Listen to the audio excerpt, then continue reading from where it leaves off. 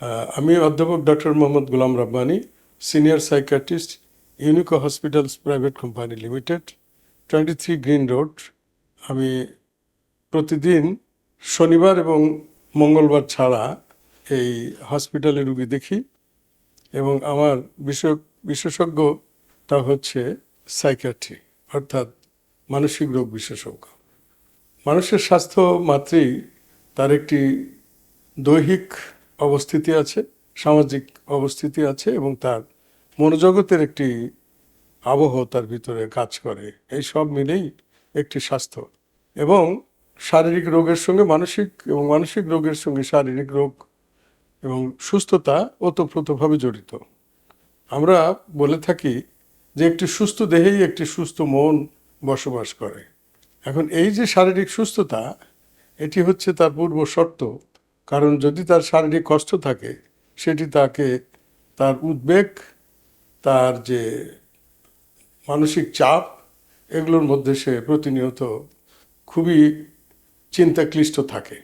বিষণ্ণতা একটি রোগ, একটি মানসিক রোগ, একটি মনের রোগ।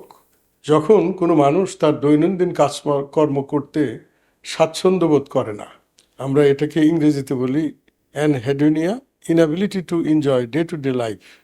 এবং এই যে স্বাচ্ছন্দ্য বোধ করে না, কাজ করতে ভালো লাগে না, এর সঙ্গে সঙ্গে তার শরীরের যে অন্যান্য বিষয়গুলো, যেমন তার নিদ্রা, আহার এবং তার জৈবিক তাড়না বা সেক্স, এই জিনিসগুলো তার কিন্তু তখন ম্রিয়মাণ হয়ে যায়। সে অতটা আগের মতো স্বাচ্ছন্দ্য বোধ করে না এই কাজগুলোতে, এবং কোনো কাজ করেই সে কোনো আনন্দ পায় না। সেটি তার দৈনন্দিন জীবনের যে প্রত্যেক কাজকর্ম, তার যে পেশাগত দায়িত্ব এবং তার সামাজিক এবং যে ধর্মীয় কাজ, কোনোটাতেই সে কোনো স্বস্তি বা আনন্দ বোধ করে না। এবং যখন সে নিজে নিজে বিশ্লেষণ করে, তার মনে হয় অতীতে যা কিছু তার হয়েছে বা ঘটেছে সবই ভুল ছিল, বর্তমানে তার কিছু নেই এবং তার ভবিষ্যৎটা বলতে গেলে একদম অন্ধকার। এই যে এইরকম একটি অবস্থা, সেটির নামই হচ্ছে বিষণ্ণতা। এবং বিষণ্ণতার চিকিৎসা আমরা বলে থাকি যে মানুষটির দেহের মধ্যে যেহেতু মন বসবাস করে, কাজেই তার মনের সঙ্গে তার দৈহিক যে সুস্থতা, সেটিও খুবই প্রয়োজন। আমরা মানসিক রোগের বা বিষণ্ণতার সাধারণত 3 ধরনের চিকিৎসা আমরা অ্যাডভাইস করে থাকি। একটা হচ্ছে, যেহেতু এটি একটি ব্রেন মাধ্যমে আমাদের সুস্থতা বা আবেগটাকে নির্ভর করে, আবেগেরও একটি অর্গান আছে যেটাকে আমরা বলি অ্যাফেকশন, কগনিশন অ্যান্ড কনেকশন। আমাদের যে পঞ্চ ইন্দ্রিয় আছে, এটি দ্বারা আমরা যে নাসিকা, চক্ষু, কর্ণ, ত্বক, জিহ্বা এবং আমাদের যে জয়েন্টের মুভমেন্ট, এটি দ্বারা কিন্তু আমরা তথ্য সংগ্রহ করি, যেটা আমাদের মনের গহীনে যায় এবং সেখান থেকে আমরা এটিকে প্রভাবিত হয়ে কাজকর্ম করি। কাজেই এটি কিন্তু শুধু একটি অঙ্গের বিষয় নয়। এবং এই যে মস্তিষ্ক বা ব্রেন, এর ভিতরে যে নিউরো ট্রান্সমিটার, ইলেকট্রোম্যাগনেটিক একটা মেকানিজমের মাধ্যমে আমাদেরকে সদা জাগ্রত রাখে, কর্মে তৎপর রাখে, ভালোবাসার যে যে ব্যবস্থাগুলো আমাদেরকে আনিয়ে দেয়, এই সব কিছুর জন্য একটি সুন্দর মন দরকার। এই সুন্দর মন যখন বিষণ্ণ হয়, তার জন্য ওই ব্রেনের ওই লেভেলে তার যে নিউরো ট্রান্সমিটার, অর্থাৎ সেরোটোনার্জিক রিঅ্যাপটেক ইনহিবিটর, যে নিউরোনাল যে ট্রান্সমিশনটা, এটির একটি নিউরো ট্রান্সমিটার জাংশনে, অর্থাৎ আমাদের যে নিউরনগুলো আছে আমাদের ব্রেনের ভিতরে, কোটি কোটি নিউরন আছে, এই যে ডেনড্রাইট অ্যাকশন এবং বডি অফ দি নিউরন, এর থেকে যে নিউরো ট্রান্সমিটার বা 5-হাইড্রক্সিট্রিপটামিন নির্গত হয়, এটি নিউরো ট্রান্সমিটার গাটারে অনেক সময় এক্সেসিভ ডিসচার্জ হয়ে একটা ব্রেকডাউন হয়, অথবা রিঅ্যাপটেকটা ঠিকমতো হয় না, অথবা কোনো একটা জটিল অবস্থার মধ্যে তার এই কার্যক্রমটা অনেক সময় স্থবির হয়ে যায়। তখন আমাদের ব্রেনটা কিছুটা নিষ্ক্রিয় হয়ে থাকে, যখন আমরা আনন্দ পাই না, কাজ করার উৎসাহ পাই না, ক্ষুণ্ণবৃত্তি আমাদের থাকে না, এবং আমাদের মন বিষণ্ণতায় ভরে ওঠে এবং আমরা দৈনন্দিন কাজকর্মে অনিচ্ছাহ বোধ করি এবং আমার ফাংশনিং বা আমাদের যে চঞ্চলতা, এটি ব্যাহত হয়। এটি হচ্ছে বিষণ্ণতা।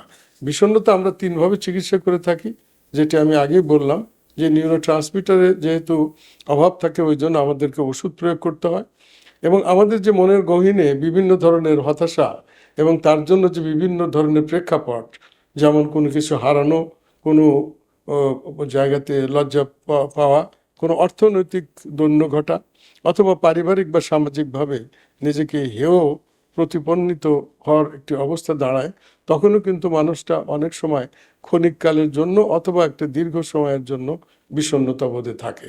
আমরা সাধারণত রোগ হিসেবে যে বিষণ্ণতা বা ভালো না লাগা বুঝাই, এটি কিন্তু মিনিমাম 1 মাস 4 সপ্তাহ অধিককাল যদি এই ধরনের বিষণ্ণতা বোধ বিরাজ করে এবং কাজকর্ম আমাকে ব্যাহত করে, তাহলে আমরা এটাকে বলবো টিপিক্যাল একটি বিষণ্ণতা। এবং আমরা এটাকে অনেক সময় মেজর ডিপ্রেসিভ ডিসঅর্ডার বলে থাকি। এই মেজর ডিপ্রেসিভ ডিসঅর্ডার অনেক সময় সেলফ লিমিটিংও হয়ে থাকে। আপনি অনেক সময় ভালো হয়ে যায় যদি তার পরিবেশকে আমরা উন্নত করতে পারি। এখন বিষয়টা হলো চিকিৎসা। যেহেতু কারণগুলো ওই শরীরের ভিতরে এবং মনোজগতের ভিতরে এবং তার পারিপার্শ্বিকতার ভিতরে, ওই জন্য আমাদের চিকিৎসার যে অ্যাপ্রোচটা সেটিও কিন্তু ওই রকম হতে হবে। আমার যে নিউরো ট্রান্সমিটারের প্রবলেম, তার জন্য আমাকে ঔষধ প্রয়োগ করতে হবে, এবং আমার যে সাইকোলজিক্যাল যে আসপেক্ট, যেখানে আমি বিষণ্ণতা বোধ করছি, আমার ভিতরে আনন্দ লাগছে না, আনন্দ অনুভূতি আমি বোধ করছি না, কাজে আমার তৃপ্তি আসছে না, এবং আমি সব সময় আমার পিছনটাকে নিয়ে ভাবছি, সামনের দিকে দুর্ভাবনা, এবং সবসময় মনের ভিতরে একটু হাহাকার বা অস্থিরতা বোধ, এই জিনিসটার জন্য আমাদের যে সাইকোলজিক্যাল যে আসপেক্টটা, আমার ওই ধরনের কোনো সমস্যা আছে কি না, যেখানে আমার চিকিৎসকের সঙ্গে কাউন্সিলিং করতে হবে, কথা বলতে হবে, সামাজিক কোনো কারণের জন্য, ব্যবসায়িক কোনো কারণের জন্য, আমার কর্মস্থলের কোনো কারণের জন্য, সেটিও আমাকে রিপেয়ার করতে হবে কাউন্সিলিংয়ের মাধ্যমে। তারপরে আমরা আসি যে এই মানুষটা যেহেতু সমাজে বসবাস করে এবং সে একটি কাজের মধ্যে ব্যস্ত থাকে, তার একটি পেশা আছে বা অবস্থান আছে, আমাদের কাজ হলো সেই জায়গাতেও তাকে দ্রুত পুনর্বাসিত করা। তো এই সব কিছুর জন্য আমাকে কিন্তু 3টি জায়গাতেই কাজ করতে হবে। আমরা একটি নির্দিষ্ট সময় পর্যন্ত, অর্থাৎ মিনিমাম 2 মাস, এর মধ্যে অন্তত পক্ষে একটি বিষণ্ণতা রোধক বা বিষণ্ণতা নিরাময়ক কোনো ঔষধ, সেটি একটি পরিমিত পরিমাণ ডোজে ব্যবহার করতে হবে। এবং এটা নির্দিষ্ট সময় পর্যন্ত দেখে আমরা যদি কোনো ফল না পাই, তখন আমি দ্বিতীয় আরেকটি বিষণ্ণতা ওষুধে আমরা যাব। এবং এই সময় এই দুটো মিলে যদি একটি পূর্ণ সময় পর্যন্ত দিয়ে যদি আমরা কোনো ফলাফল না পাই, তখন আমার মনে করতে হবে যে আমার বোধ হয় এই রোগের আরও বেশি একটু পুনর্বিন্যাস করতে হবে। সেক্ষেত্রে তার যে পারিবারিক ইতিহাস, তার ব্যক্তিগত ইতিহাস, তার সামাজিক যে ইতিহাস, তার অর্থনৈতিক, এবং সব কিছু আমাকে খুঁটিকাটি হিসাবগুলো জেনে নিতে হবে, কারণ কোথায় তার কোনো একটি সমস্যা নিহিত আছে। এছাড়াও আপনারা জানেন বা আমরা জানি যে প্রত্যেক রোগই কিন্তু তার সঙ্গে আরেকটি শারীরিক রোগ কিংবা অন্য কোনো একটি মানসিক রোগ অথবা কোনো একটি নিউরোলজিক্যাল প্রবলেম থাকতে পারে, এবং একটি রোগ আর একটি রোগকে বাড়ায় এবং কমায়, এই জিনিসটাও কিন্তু আমাদের মনে রাখা খুবই জরুরি। আমরা যেটাকে বলি মাল্টি মরবিডিটি, একই ব্যক্তির ভিতরে 2 বা ততোধিক রোগ থাকা, এবং এটি বিষণ্ণতাটাকে অনেক সময় চিকিৎসার পুরোপুরি ফল পেতে অনেক সময় বাধার সম্মুখীন করে, যেমন থাইরয়েড ডেফিসিয়েন্সি, ডায়াবেটিস মেলাইটাস, তারপরে আপনার স্ট্রোক এবং ক্যান্সার, এই ধরনের যে ব্যাধিগুলো, ক্রনিক অবস্ট্রাকটিভ এয়ারওয়ে ডিজিজেস বা পালমোনারি ডিজিজেস, এই ধরনের রোগেও কিন্তু, তারপরে কতগুলো মেটাবলিক ডিসঅর্ডার আছে, কতগুলো আপনার অটি ইমিউন ডিসঅর্ডার আছে, যেগুলো মানুষকে বিষণ্ণতা থেকে বের হওয়ার জন্য অনেক সময় ফ্যাক্টর হিসাবে কাজ করে। কাজে আমি এই রোগগুলোকে যথাযথভাবে চিকিৎসা দিচ্ছি কিনা, সেই বিষয়টা আমাদেরকে খোঁজখবর রাখতে হবে। এছাড়াও মানুষের ব্যক্তিগত জীবনে, পারিবারিক, সামাজিক জীবন এবং কর্মস্থলে অনেকগুলো বিষয় থাকে যার কারণে সে উন্নতি তার লাভ হচ্ছে না। আমরা এটাকে বলি পারপিচুয়েটিং ফ্যাক্টর। এই ধরনের কোনো উপাদানও যদি তার থেকে থাকে, সেগুলো আমাদেরকে সরাতে হবে, এবং তার জন্য যথেষ্ট পরিমাণ কাউন্সিলিং এবং বিভিন্ন ব্যবস্থা নিয়ে তাকে আমাদের এই বিষণ্ণতা থেকে উঠিয়ে আনতে হবে। এবং সব কিছু দেখার পর আমাদের যেটি আমরা বলি যে একটি মানুষ কখন বিষণ্ণতা হয়, তার যে পারসেপচুয়াল অর্গানগুলো আছে, যেগুলো দিয়ে যে অবলোকন করে, এবং তার মনের ভিতরে যে আন্ডারস্ট্যান্ডিং, যেটাকে আমরা বলা কগনিশন বলি, এই যে প্রেক্ষাপট নিয়ে সে নিজেকে ভাবে, এটির মধ্যেও কোনো সমস্যা আছে কিনা। কারণ একটি মানুষ, আমরা বলি যে চুন খেয়ে মুখ পুড়েছে, দই দেখলে ভয় পায়। সে একটি কোনো বিষয়ের সঙ্গে তার এই ধরনের বিষণ্ণতা বোধের কোনো সংযোগ আছে কিনা, যার থেকে সে বেরোতে পারছে কিনা। সেক্ষেত্রে তার যে আইডিয়েশন, তার যে আন্ডারস্ট্যান্ডিং, সেখানে তার কোনো কগনিটিভ কোনো ডিস্টরশন, আরবিটারি কোনো ইনফারেন্স কিংবা এই ধরনের কোনো মন মানসিকতা কাজ করছে কিনা, সেই জিনিসগুলো আমরা যদি জেনে নিয়ে তাকে তার যে এই যে কগনিটিভ যে ডিসপোরিয়া যেখানে আছে সেটিকে যদি আমরা রিপেয়ার করতে পারি, সঙ্গে সঙ্গে তার যে সমস্ত আমরা যে অর্গানিক যে কন্ডিশনগুলো আমরা বললাম, তার যে ফিজিক্যাল ইলনেস, সেই জিনিসগুলো যদি আমরা সারিয়ে দিতে পারি এবং যথেষ্ট সময় ধরে আমরা সব কিছু মিলে যদি চিকিৎসা করি, তাহলে আমরা আশা করি যে তার এই যে রেজিস্ট্যান্স বা ট্রিটমেন্টে ফল হচ্ছে না।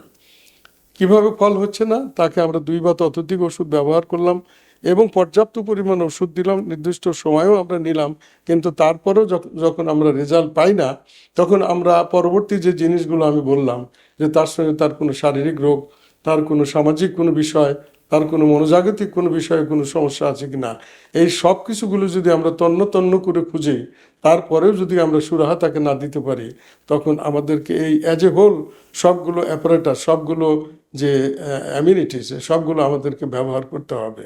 এবং সেক্ষেত্রে তাকে দীর্ঘদিন ধরে কাউন্সিলিংয়ের মাধ্যমে এবং তার অন্যান্য রোগগুলোর চিকিৎসা সাপেক্ষে আমরা যদি এই যে মাল্টিমরবিডিটি, তার সঙ্গে সঙ্গে বিষণ্ণতা, এগুলোর জন্য আমরা যদি লায়াজন সাইকিয়াট্রির সঙ্গে সঙ্গে তার ফিজিক্যাল ডিজিজগুলোর যদি সমন্বয় করতে পারি, তাকে যদি সাইকোলজিক্যাল, কগনিটিভ থেরাপি এবং তার সাপোর্টিভ সাইকোথেরাপি সব একসঙ্গে করতে পারি, তাহলে হয়তো একটি সুরাহা আমরা পেতে পারবো।